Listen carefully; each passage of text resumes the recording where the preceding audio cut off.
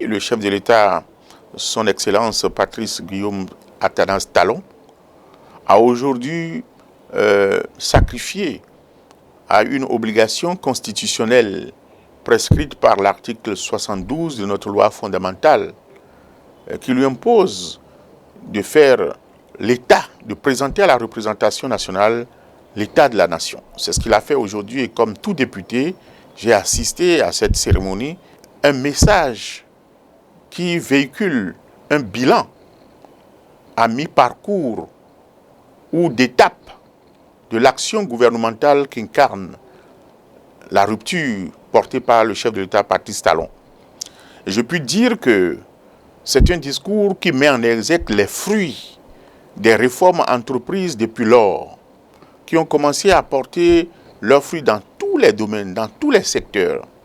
Quand vous prenez l'énergie, le domaine de l'eau,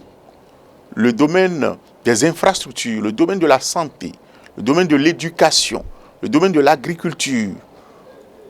dans le social, il faut dire que le domaine sécuritaire, le Bénin est en train de faire des prouesses partout, au point que cela lui vale aujourd'hui, au sein de l'UEMOA, la place de meilleur pays en termes de dynamisme dans la gouvernance et dans la maîtrise de l'inflation.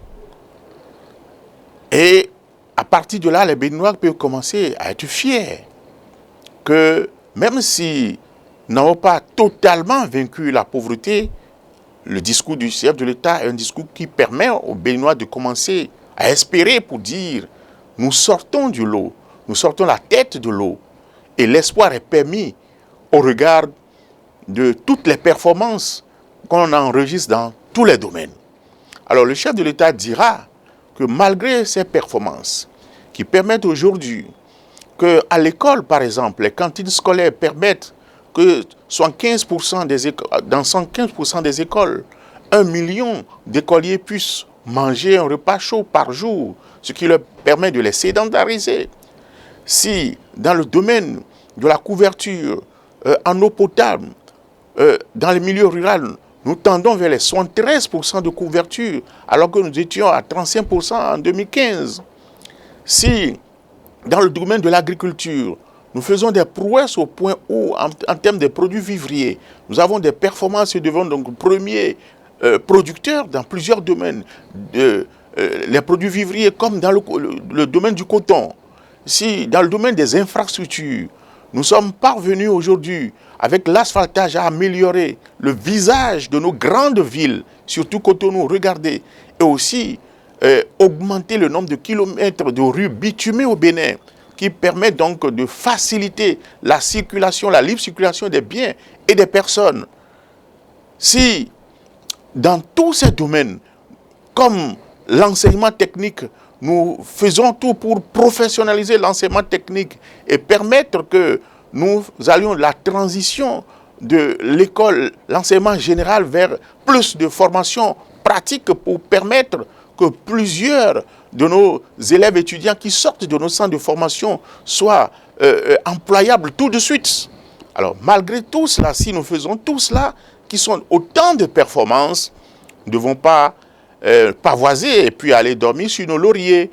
étant donné que malgré tout cela, qui permet que le taux de croissance du Bénin soit toujours positif malgré l'environnement économique pessimiste et non favorable, tant que ces prouesses, tant que ces performances ne vont pas impacter le vécu quotidien de chaque Béninois, tant que chaque Béninois ne va pas le sentir dans sa poche, les Béninois peuvent dire, comme ils l'ont dit en d'autres temps, ce n'est pas les pavés qu'on mange, ce n'est pas les bitumes qu'on mange. Et c'est pour ça que, pour rentrer dans la justice sociale, le chef de l'État, son discours le met en exergue qu'il faut aller vers la redistribution de l'effort commun, des fruits de l'effort commun. C'est cela qui s'est traduit par la décision du gouvernement de revaloriser les salaires des travailleurs du secteur public. Et beaucoup de salaires sont passés de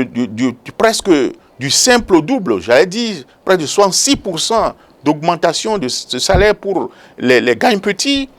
40%, 50%, 30%, 20%, 10%, 5% pour les gros salaires.